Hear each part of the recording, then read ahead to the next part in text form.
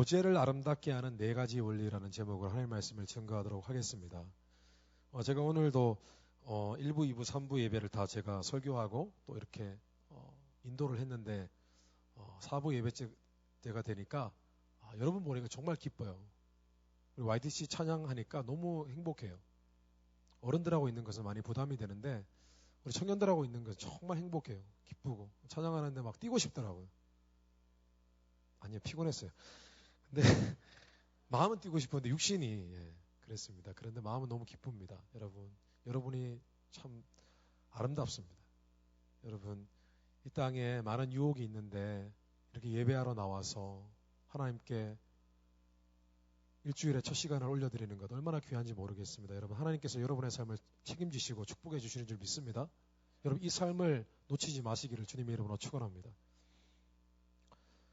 여러분이 생각하기에 신앙생활을 지탱하는 가장 중요한 기초는 뭐라고 생각하십니까? 믿음? 끈기? 여러분, 신앙생활을 지탱하는 가장 중요한 기초가 되는 것은 펠로우십입니다. 교제입니다. 모든 신앙생활을 가능하게 하는 그 힘의 원동력은 바로 펠로우십, 교제라는 것입니다. 어떤 교제요? 교제도 2가지가 있습니다. 첫째는 하나님과의 교제가 있습니다. 여러분, 우리가 예배드립니다. 예배를 일방적으로 주님께 그냥 그 이름을 송축하고 경배하고 찬양만 합니까? 그렇지 않습니다. 우리가 예배드리면 하나님께서 우리 가운데 계십니다. 하나님께서 우리 가운데 역사하십니다. 하나님이 우리에게 감동을 주십니다. 앞서 찬양을 하는데 여러분들 가운데 찬양하면 우는 분 봤습니다. 왜 웁니까? 슬퍼서 우나요? 아니요. 하나님께 나의 마음을 올려드리니 하나님께서 하나님의 성령으로 우리 마음에 감동을 주셔서 반응해 주신 것입니다. 그래서 그 사이에 그 짧은 순간에 찬양하는 그 순간에 예배드리는 그 순간에 하나님과 우리 안에 친밀한 영적인 교제가 일어난 것입니다. 여러분, 주일 성수 잘 하십시오. 주일 성수가 뭡니까? 주일 예배드리는 시간을 거룩하게 끝까지 지켜나가는 것입니다. 왜 예배드립니까? 하나님과 교제하는 것을 멈추지 않기 위함입니다. 우리가 하나님과 교제하는 것을 멈추지 않을 때에 우리 안에 생명이 흘러들어오고 그 생명력으로 우리는 인생을 뚫고 승리하고 살아갈 수 있게 된다는 것입니다. 아멘? 그런데 하나님과의 교제도 중요하지만 우리는 예수 그리스도를 믿는 같은 신앙 안에서의 믿음의 형제자매들과 함께 교제를 나누는 것도 너무나 중요합니다. 우리가 서로 사랑을 주고 받을 때에 그 안에 만족과 기쁨이 있는 것입니다. 그것을 믿으셔야 됩니다. 여러분, 교회 안에서 형제자매들 만나는 거, 얼굴을 마주하는 거 결코 피곤한 일이 아닙니다. 어떤 사람은 만나면 진짜 피곤해요. 그런 사람이 있어요. 여러분, 그런 사람 아니시기를 주님의 이름으로 축원합니다. 만나면 피곤해요. 여러분, 만나면 활력이 돋고 만나면 기쁘고 재밌고 즐겁고 도움이 되고 에너지가 되는 그런 사람들이 되십시오. 그런데 이 에너지가 우리의 믿음의 형제자매들 사이에 있는 교제 가운데 일어난다는 것입니다. 우리가 받을 수 있다는 것입니다. 여러분. 지난 리더 미팅 때 물어보았습니다. 당신은 혼자 있는 게 좋아요? 아니면 함께하는 것이 좋으십니까? 물어봤습니다. 대부분은 함께하는 시간을 갖는 것이 좋다고 이야기했지만 몇몇 분들은 혼자 있는 게 더 편합니다 라고 했습니다. 근데 그 혼자 있는 게 더 편하고 좋습니다 라고 하신 분들 대부분이 오비였습니다. 예. 점점 외로움에 익숙해지는 거죠. 네, 외로움이 막 젖어 들어가죠. 막 상념에 빠지고, 그죠? 기뻐하고. 그래, 역시 천상천하 유아독존 나밖에 없어. 그런 거죠. 그러나 함께 할 때가 여러분 기쁜 것입니다. 아멘. 저는 20년이 가까이 되는 시간 동안에 사역을 했습니다. 목회를 했습니다. 그런데 기쁘고 아름다운 일들도 많이 있었지만은 슬프고 괴롭고 힘든 순간도 있었습니다. 물론 그 시간들을 이길 수 있었던 비결은 하나님께 나아갔더니 하나님께서 많이 위로해 주셨습니다. 진짜 성령님께서 저한테 오셔가지고 제 마음을 위로해 주시고 마음을 풀어주시고 때로는 용서할 수 없는 사람을 용서할 수 있도록 만들어 주셨습니다. 그 얽히고 설킨 그 관계 속에서 하나님께서 마음을 시원하게 하시고 자유케 하시고 또 그 사람을 축복할 수 있는 그런 능력까지 주셨습니다. 그리고 또 상황도 이길 수 있는 힘과 지혜도 주셨습니다. 그런데 그 하나님과의 관계 속에서 얻은 축복도 축복이지만은 제게 큰 힘이 되었던 것은 저와 친분이 있는 다른 목회자, 목사님들, 전도사님들과 함께 교제했던 부분입니다. 함께 식사하고 이야기 나누고 또 들어주고 서로가 지었던 짐을 서로 나누고 그런 순간들이 제게는 굉장히 행복한 시간이었고 힐링이 되는 시간이었습니다. 뿐만 아니라 가끔씩 집사님이나 장로님, 저를 사랑해 주시는 그런 분들이 오셔가지고 함께 식사하자고 얘기하자고 그럴 때 함께 식사하면서 격려의 이야기를 들으면 그것만큼 더 기쁘고 아름다운 일이 없었던 것 같습니다. 정말 제게는 치유가 되었고 정말 기쁨이 되었고 제게 위로가 되었습니다. 오늘 말씀 에베소서 4장 말씀 1절에서 4절까지 말씀 읽어보면은 이 말씀에 두 가지 메시지가 있습니다. 하나는 믿는 자들, 형제 자매 사이의 관계가, 이 교제가, 펠로우십이 얼마나 중요한지 모르겠다 이렇게 증거하고 있고, 또 하나는 그 교제를 교제되게 하는 방법, 그 교제를 아름답게 하는 방법, 그 교제가 나에게 상처나 어려움이나 에너지를 고갈시키는 것이 아니라 내게 에너지를 주고 오히려 힘이 되게 하고 하는 그런 복된 교제를 만들기 위해서는 어떻게 해야 되는지 그 비결을 또한 말씀하고 있습니다. 그리고 3절 4절 말씀해 보니까 평안에 매는 줄로 성령이 하나 되게 하신 것을 힘써 지키라. 몸이 하나요 성령도 한 분이시니 이와 같이 너희 부르심의 한 소망 안에서 부르심을 받았느니라. 여러분, 우리가 이렇게 모인 게 우연입니까? 성경은 우연이 아니라고 얘기합니다. 하나님께서 우리를 모이게 하셨다고 말씀합니다. 그런데 이 모임을 힘써 지키려면 우리에게 네 가지 원리를 붙들고 살아야 한다고 증거하고 있습니다. 네 가지 원리입니다. 네 가지 원리.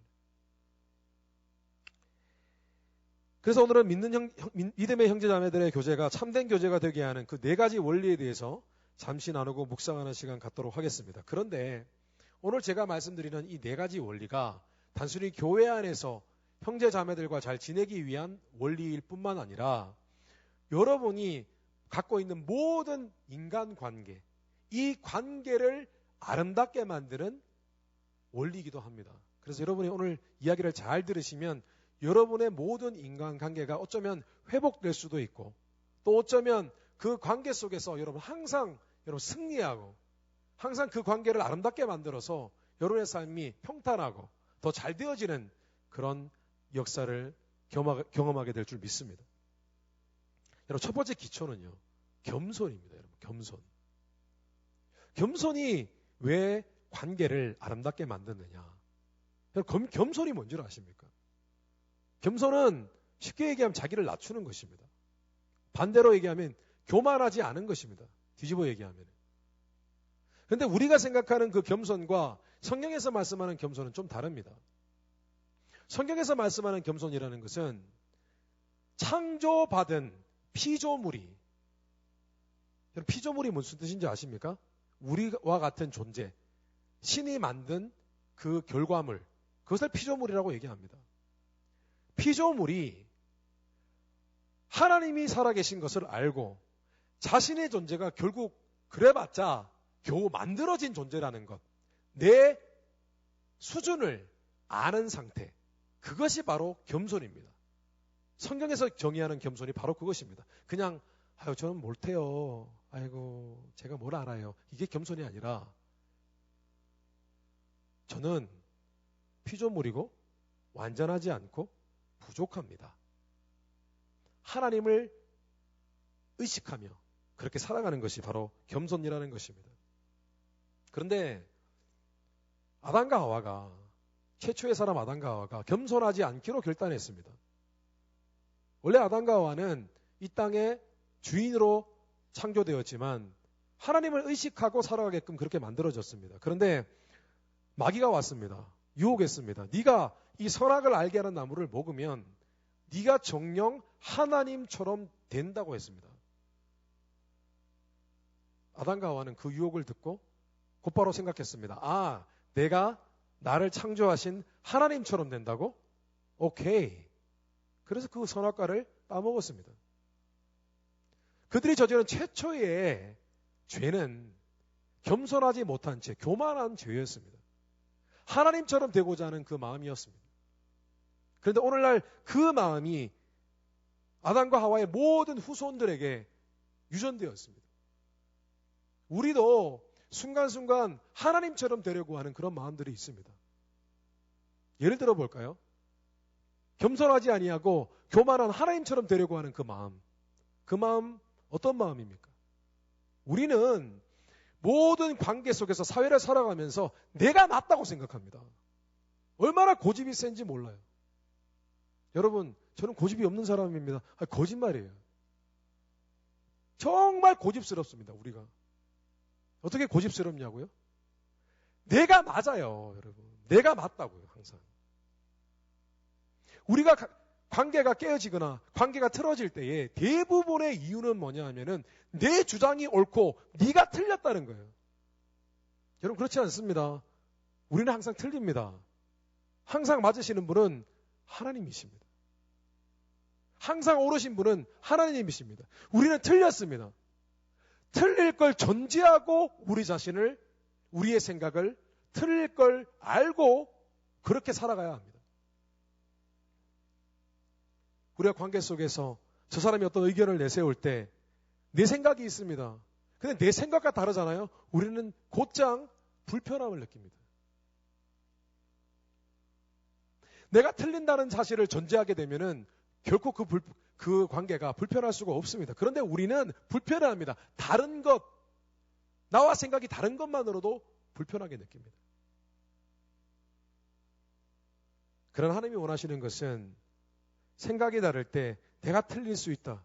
심지어 그 사람이 나의 의견과 나의 생각을 무시한다 할지라도 우리는 하나님, 제가 부족합니다. 제가 틀릴 수 있습니다, 하나님. 이렇게 생각하는 것이 하나님을 믿는 자들, 피조물들이 마땅히 해야 할 생각이라는 것입니다. 또 하나 우리가 겸손하지 못한 태도가 있습니다. 무엇입니까? 남을 판단하는 것입니다. 남을 정죄하는 것입니다. 성경은 분명히 그렇게 말씀하고 있습니다. 심지어 우리를 괴롭혔던 원수예요, 원수. 원수까지도 너희가 정죄하지 말고 그에게 복수하지 말고 그것을 모든 우주의 재판장이신 하나님께 맡기라고 했습니다.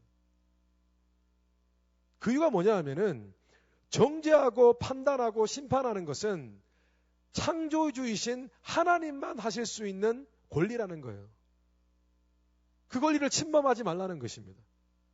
로마서 12장 19절 말씀에 보니까 이런 말씀이 있습니다. 내 사랑하는 자들아, 너희가 친히 원수를 갚지 말고 진노하심에 맡기라. 누구의 진노요? 우리의 진노, 분노가 아니라 하나님의 분노에 맡기라는 것입니다. 기록하였으되 원수 갚는 것이 내게 있으니, 내가 누구죠? 하나님이에요. 내가 갚으리라 주께서 말씀하시느니라. 여러분, 용서하지 못하는 사람들이 있어요. 관계를 끝까지 풀고 싶어 하지 않는 사람이 있어요. 고집스러운 사람들이 있어요. 왜냐? 싫은 거예요. 내 생각이 틀리지 않았다는 거예요. 끝까지 그 생각을 붙들고 있는 거예요. 내 생각은 뭐냐? 죄가 나한테 잘못했으니까 한번 당해봐야 된다는 거예요. 아니요? 그건 겸손하지 못한 것입니다. 그 일을 마지막에 판단하실 분은 하나님이세요. 그래서 사람은 용서해야 되는 겁니다. 용서하는 마음이 들지 않아도 용서해야 되는 것입니다. 왜냐?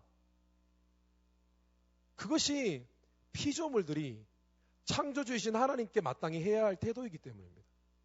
우리는 아무것도 알지 못하고 아무것도 판단할 수 없는 존재들입니다. 여러분, 그것을 기억하시고 여러분의 관계를 복되게 만들어 가시기를 주님의 이름으로 축원합니다. 여러분, 교회 안에서 자기 주장하지 마십시오. 내가 맞다고 여기지 마십시오. 교회 안에서 기분 나쁜 소리 들었다고 너는 틀렸어, 나는 맞아 하지 마십시오. 언제나 겸손하게 되시기를 주님의 이름으로 축원합니다. 둘째는 온유함입니다. 온유함.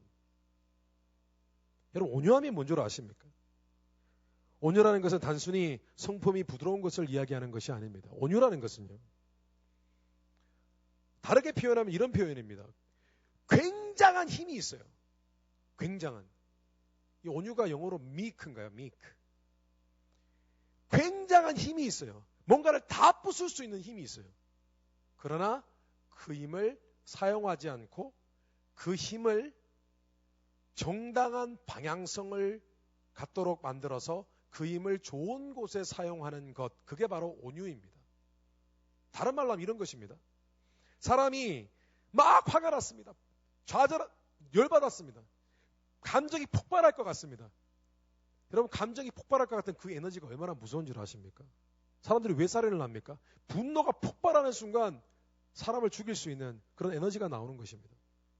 그런데 그 순간에 감정이 그냥 폭발하는 것이 아니라 그 힘을 다시 좋은 곳에 집중하여서 그 힘을 부드럽게 만드는 것입니다. 그것이 바로 온유라는 것입니다. 예수 믿고 은혜를 체험하게 되면은, 예수 믿기 전에는 감정이 업앤다운 심하고 마음의 상처도 있고 좌절도 있고 분노했던 그런 복잡한 감정을 가지고 있던 사람들이 참 이상하게도요, 주님, 성령님이 만져주시면은 그 사람이 변화됩니다. 성격이 좋아집니다. 부드러워집니다. 왜냐하면 하나님께서 그 사람의 마음을 만져주시고 치유해 주셔서 가능한 일입니다. 그 마음이 참 온유해집니다. 부드러워집니다. 그래서 성경 말씀에 보니까 우리가 하나님을 믿고 은혜를 체험할 때에 나타나는 성품 9가지, 그 현상을 9가지 성령의 열매라고 증거하고 있는데 그 중에 8번째가 온유입니다.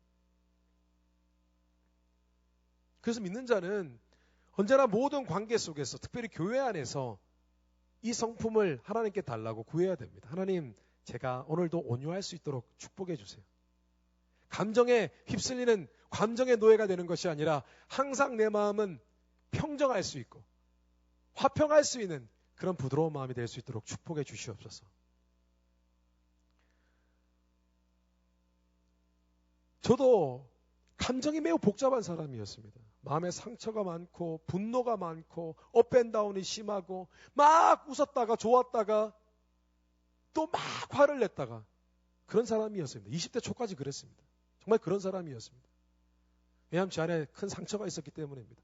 여러분은 어떤지 모르겠습니다.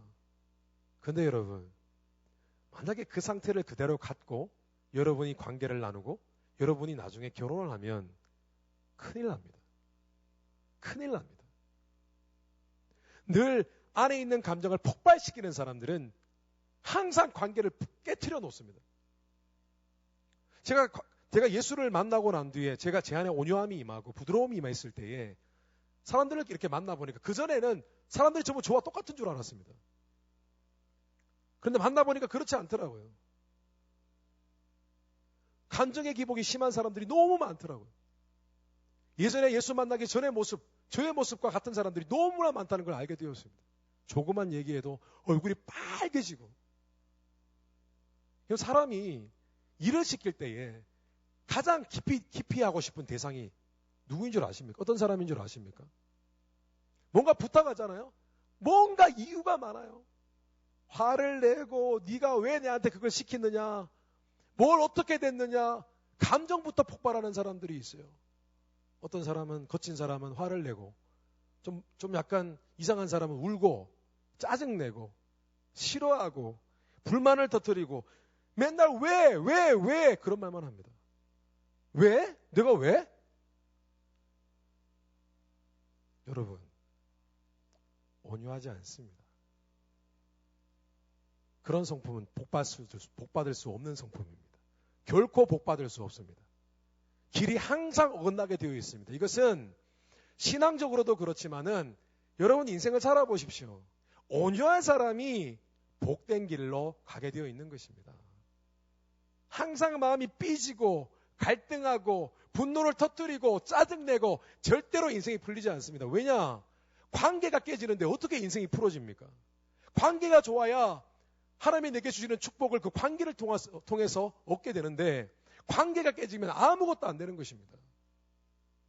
여러분, 교회 안에서 인상 쓰지 마십시오. 교회 안에서 너무 쉽게 마음 상하지 마십시오. 교회 안에서 충동적으로 어떤 말을 내뱉지 마십시오. 교회 안에서 충동적으로 형제자매들에게 상처를 주지 마십시오. 그것은 하나님이 기뻐하시는 일이 아닙니다. 그런데 우리는 이것을 세상에 있는 모든 관계 속에서도 적용해야 합니다. 절대로 관계 가운데는 온유함이 필요합니다. 온유한 마음으로 관계를 디벨롭할 때 그 관계가 아름다워지고 그 관계는 내게 축복이 되어지는 것입니다.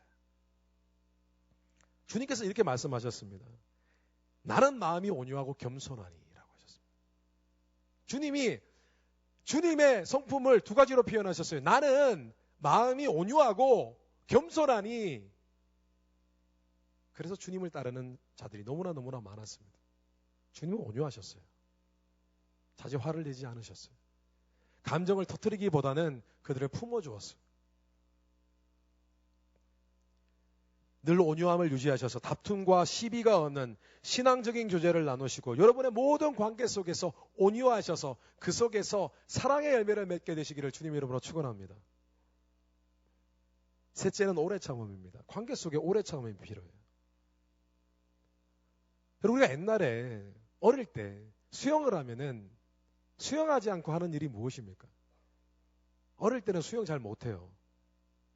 그래서 친구들과 무슨 얘기를 합니까? 물속에서 오래 참기. 누가 오래 호흡을 멈추고 버티나. 이기면 무척 힘이 납니다. 세상을 어느 정도 살아보면 우리가 처한 상황과 환경이 우리 생각대로 되어지지 않는다는 사실을 깨닫게 됩니다. 생각만큼 우리가 원하는 그 일이 빨리 일어나지 않아요. 시간이 굉장히 많이 걸립니다. 그래서 예수 믿는 자들에게 인생을 살아갈 때 꼭 필요한 두 가지 미덕이 뭔 줄 아십니까? 하나는 참는 것입니다. 기다리는 것입니다. 또 하나는 기도하는 것입니다. 아멘? 여러분, 당장 학업의 문제가 해결되는 것 아닙니다. 당장 신분의 문제가 해결되는 거 아닙니다. 당장 배우자의 문제가 해결되는 것 아닙니다. 당장 내 안에 힘들었던 문제가 해결되는 것 아닙니다. 기다려야 됩니다. 그런데 함께 기도해야 됩니다. 기도하며 기다리는 하나님의 종들에게는 반드시 하나님께서 응답하시는 줄 믿습니다. 여러분의 문제 가운데 어려움이 있으면 그걸로 괴로워하고 불평하고 원망하는 것이 아니라 절대 그렇게 하지 마시고 오로지 기도함으로 끝까지 끙끙대며 버티셔서 여러분의 삶을 정말 하나님이 인도하시는 것을 경험하게 되시기를 주님 이름으로 축원합니다. 그런데 관계 속에서도 이 오래 참음이 필요합니다. 오래 참아야 돼요. 언제까지요? 죽을 때까지. 죄송합니다. 언제까지 참아야 돼요? 죽을 때까지. 우리가 교회 안에 믿음의 형제자매들과 관계를 합니다. 함께 섬깁니다. 예배드립니다. 근데 그 사람이 하나님 안에서 변할 때까지, 더 성숙한 사람이 되어질 때까지, 그 사람이 말투를 고칠 때까지 얼만큼의 시간이 걸릴지는 아무도 모릅니다.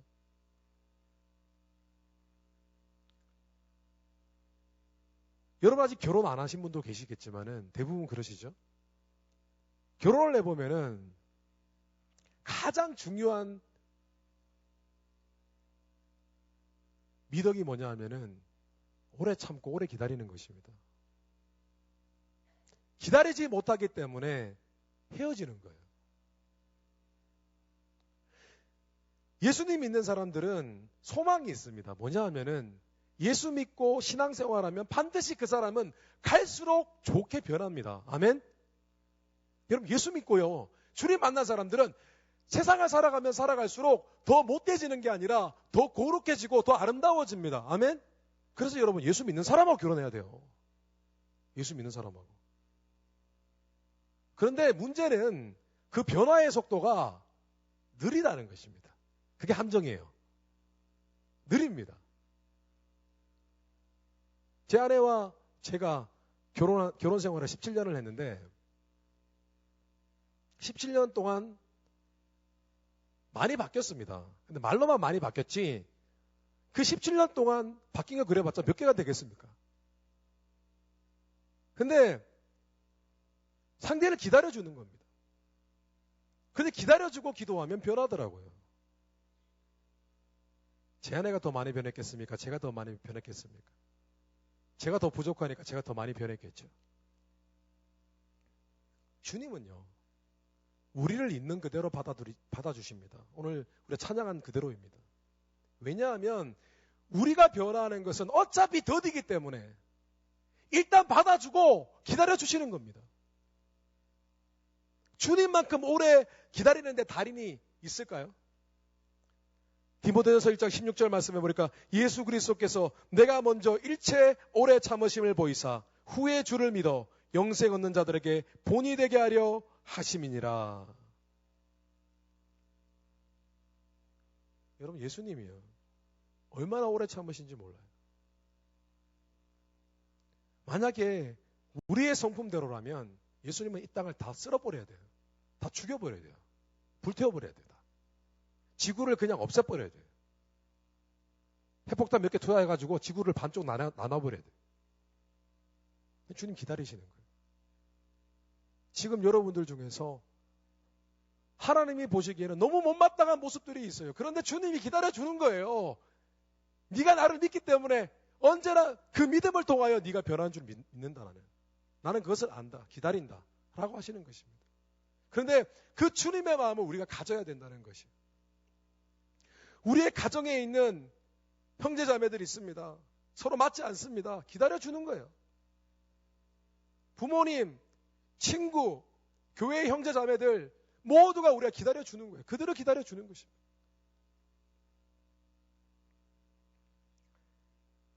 마지막으로 관계를 아름답게 만드는 원리는 사랑으로 서로 용납하는 것입니다.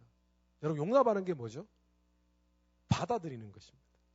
근데 받아들이는 게 내 기준에 맞춰서 변화시켜서 받아들이는 게 아니라 그냥 그 사람을 품에 안는 것입니다.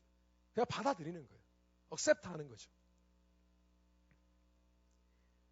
부부 생활도 그렇지만은 남녀가 오래 데이트를 하면요.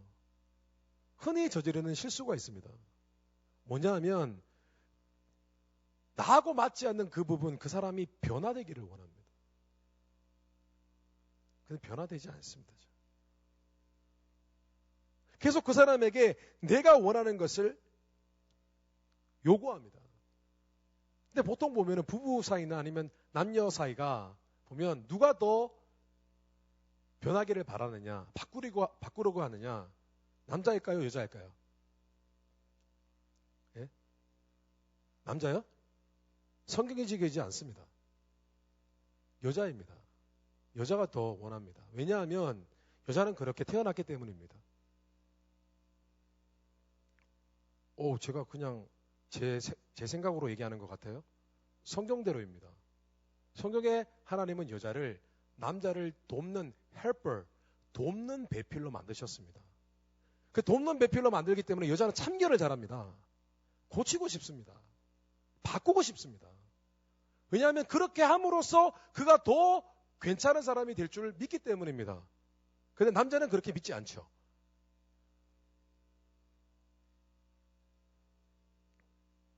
변하지 않습니다. 참견해서 더 괜찮은 사람으로 만들고 싶은 욕심은 버려야 합니다. 왜냐하면 사람이 변화되는 것은 사람이 할 수 없는 일입니다. 그것은 하나님만이 하실 수 있는 기적입니다. 그래서 예수 믿고 은혜 받은 사람들은 정말 기적의 사람들이에요. 여러분 원래 그런 사람 아니었잖아요. 이기적인 사람이었잖아요. 교회 섬길 수 없는 사람들이었잖아요. 그런데 여러분들이 변화되어 가고 있잖아요. 그런데 사람을 할 수 없습니다. 사람은 용납하는 것이 전부입니다. 변화시키는 것이 아니라 용납하는 것입니다. 받아들이는 것입니다. 여러분 용납할 줄 아는 그 사람을 그저 있는 그대로 받아들일 줄 아는 마음이 넓은 마음입니다. 그릇이 큰 것입니다. 그런데 자주 누구를 보면 못마땅하다. 보면 못마땅해 하는 사람들이 있습니다. 그런 사람들 여러분, 속이 좁은 사람들입니다. 굉장히 좁은 사람들입니다. 뭐 보면 못마땅해하고 싫어하고 저 사람 마음에 안 들어 이런 말을 자주 하는 사람 진짜 속이 좁은 사람입니다. 여러분 그런 사람 되시면 안 되고 그런 사람 만나면 더 큰일 납니다. 좁은 사람들 만나면. 믿는 자는 가정에서나 직장에서나 교회에서도 있는 그대로 받아들이는 은혜로운 마음을 가져야만 합니다. 그냥 받아들이는 거예요. 그 사람. 그 사람이 잘해도 받아들이고 못해도 받아들이고.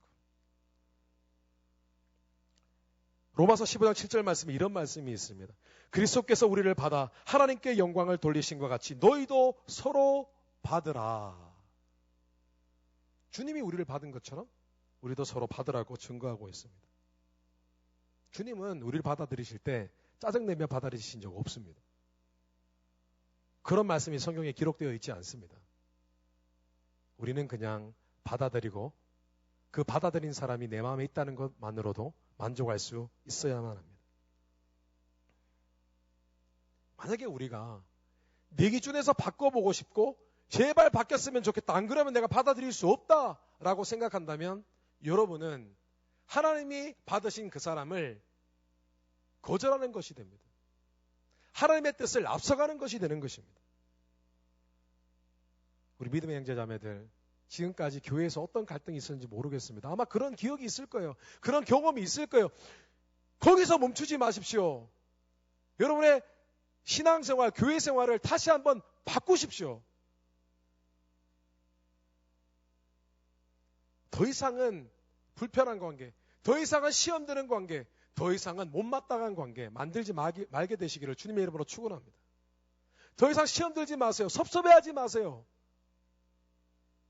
그저 용납하는 그런 미덕으로 신앙생활 하게 되시기를 바랍니다. 말씀을 정리하겠습니다. 이제 11월 중순이 되면은 팸이 바뀝니다. 스몰 그룹이 다 바뀝니다. 팸 리더도 어느 정도 바뀌고 변화가 있습니다. 여러분 새 팸에 들어갈 때 적응 못한다 하지 마십시오. 여러분이 오늘 갖고 있는 이 네 가지 이 원리를 붙들고 나아가면 여러분 교회 생활이 아름답습니다. 즐겁습니다. 함께 있는 것이 기쁩니다. 만족스럽습니다. 여러분 지금까지 이 네 가지 원리 없이 여러분의 그저 이기적인 방법대로 그렇게 관계를 만들어 갔던 것입니다. 여러분 정말 관계 달인이 되셔야 돼요. 그래 여러분의 삶이 아름답습니다. 여러분 그저 좋은 사람 만나면 결혼하면 다 행복할 것 같습니까? 아니요. 여러분이 오늘 이 말씀 가운데 있는 네 가지 원리에 그것을 기둥으로 세워서 그 위에 펠로우십이라는 지붕을 얹히지 않으면 여러분의 삶은 언제나 피곤한 삶이 됩니다. 안식처가 없어요. 여러분 이 네 가지 원리를 기둥으로 삼으셔서 교제라는 지붕을 얹으셔서 그 안에 안식하시는 그런 교제에 충만한 그런 삶을 그런 신앙생활을 하게 되시기를 주님의 이름으로 축원합니다. 우리 다 같이 기도하겠습니다.